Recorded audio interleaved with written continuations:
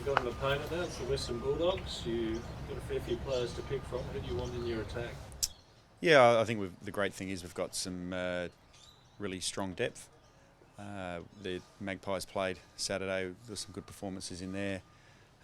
Clearly the AFL team performed really well last time we played, so whoever plays, you know, we know we're going to get, we've got good people to pick from. You saw both models against the Western Bulldogs last half. First half with 4 tall forwards, second half with 3. Which one works better, do you think, against them? I think we've adjusted depending on who's available this season, so you know, we can go both ways if we have to. I think you know, we'll pick the best team available.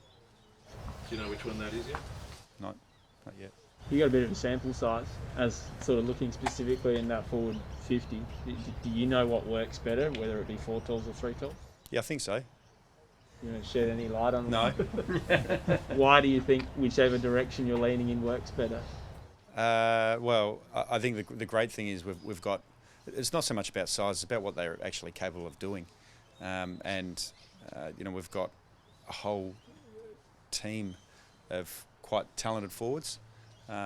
You know, more probably older or younger. There's not a lot of guys in the middle there, but you know, I think we're developing into a strong forward line, and I think we'll be capable of playing both ways. And you know, guys like Mitch, he'll improve not just his aerial craft, but also his ground ball work and his understanding of how to defend off ball, where to position himself to attack and be better use on the ground.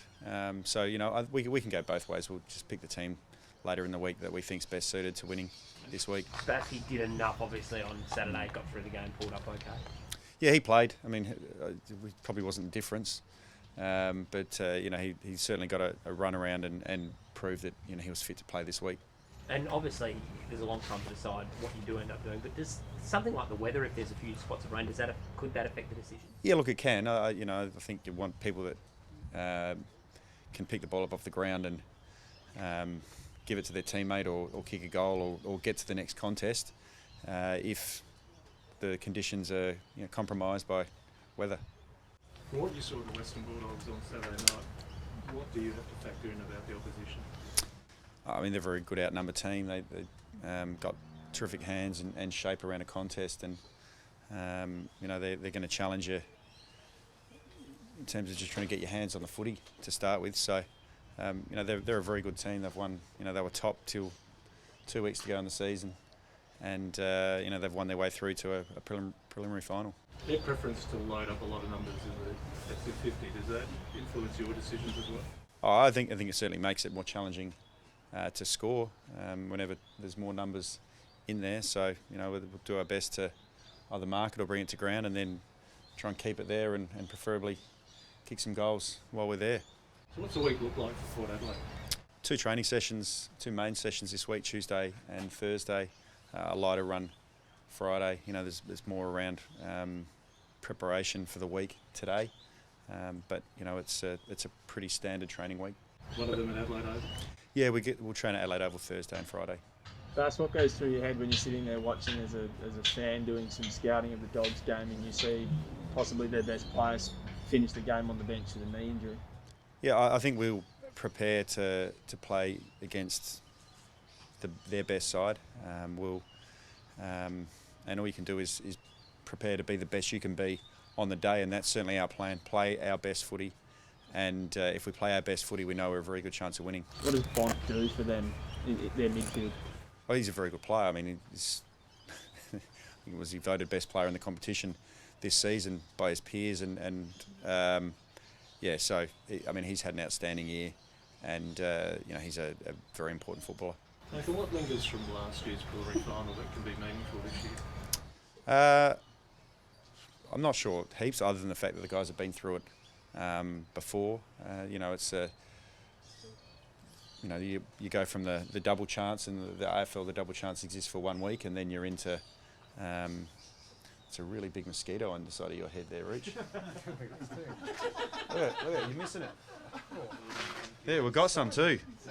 Oh no, I got Rucci blood on me. Here we go. Thank you. Sorry, mate. All good. Where were we?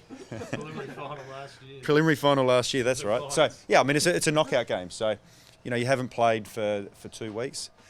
Start's important. You know, we haven't been the best starting side. We started well against Geelong.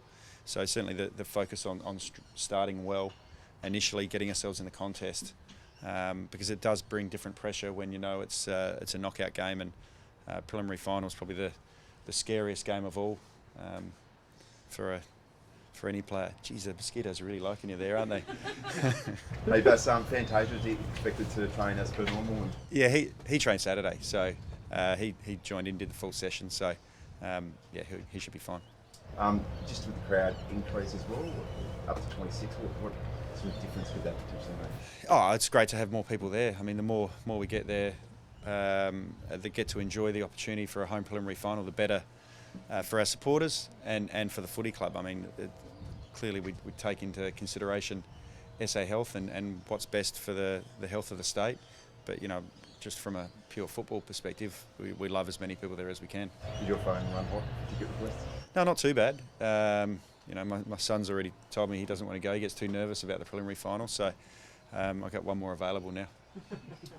Hey Bash, I wanted to know what the difference is. You guys have had 2 weeks at home doing your own thing out here in relatively restriction-free SA. The Dogs are flying all over town, living in hotels in Perth, back over here. What difference can that make to the way a football team plays or comes out, lethargic or anything like that? What have you noticed over the last year? I think you've seen different things with opposition sides. I think at times it's really bonded teams. You get to spend a lot of time with your with people in your workplace, your teammates, your fellow coaches. So it can bond you as a team, and it also got the potential where, you know, like anything, they start to wear on you, and the whole situation becomes fatiguing. I mean, we can't really control how the Western Bulldogs approach it. All we can do is focus on what we do, and that's to prepare and play the best footy we can this Saturday night. Nathan, everyone wants to win for themselves, to give themselves a chance of playing the grand final, but how much the sense of responsibilities on the rest of the group because of Gray and Oak and their long tenure here and their want to finish some silverware on there? Yeah, I think Ken's made the playing team aware of the people that have been here for a long period of time and have contributed so much for our footy club. I mean, their responsibility as well, those guys that have been here, is to play the best footy that they can for the team this week. So, you know, it certainly adds a little bit for the team. Once you're out there winning, does it help you win the next ball? I'm not so sure, but you know, I think if the guys bring the attitude they brought a week and a bit ago against Geelong, we'll be in okay shape.